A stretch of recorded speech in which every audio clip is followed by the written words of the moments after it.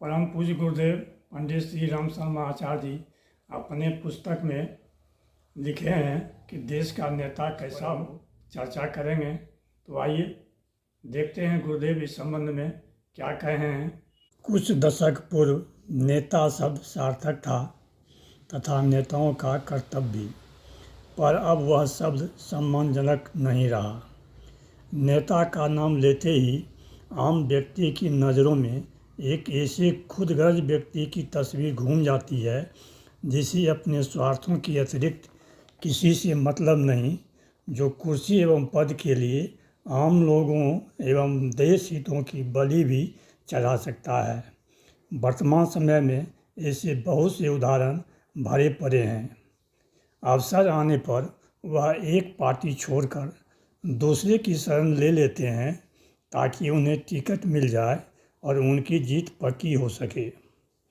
अब देश को ऐसे नेता की नहीं बल्कि सृजताओं की ज़रूरत है।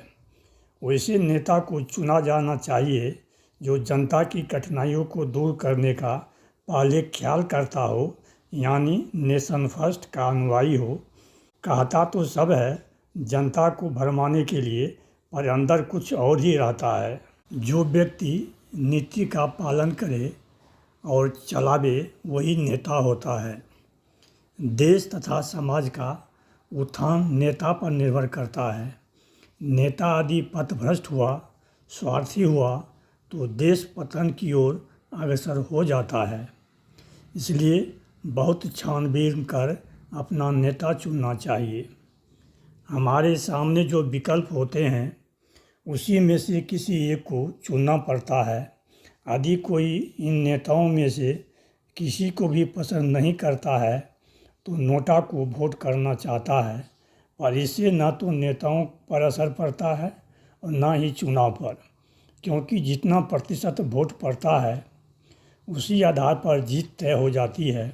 फलतः जनता अपने को ठगी महसूस करता है।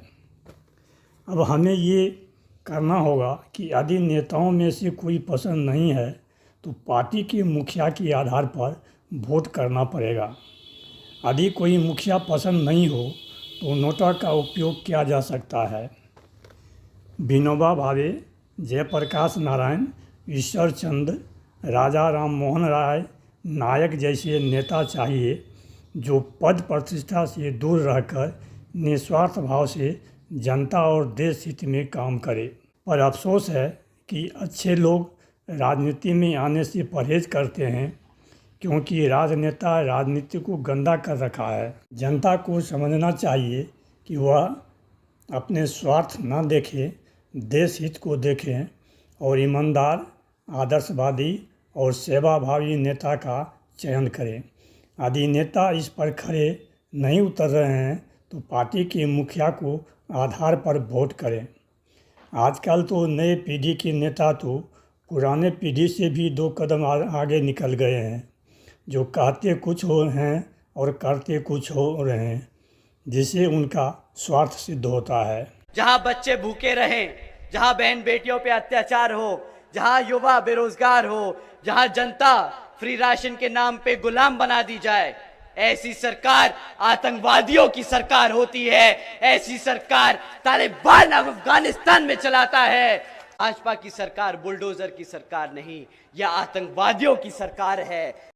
इसलिए आपका एक वोट आपका भविष्य, आपकी पीढ़ियों का भविष्य, आपके देश का भविष्य बनाता है। इसलिए सोच समझ कर वोट करें और वोट अवश्य करें। वीडियो के अंत तक बने रहने के लिए धन्यवाद।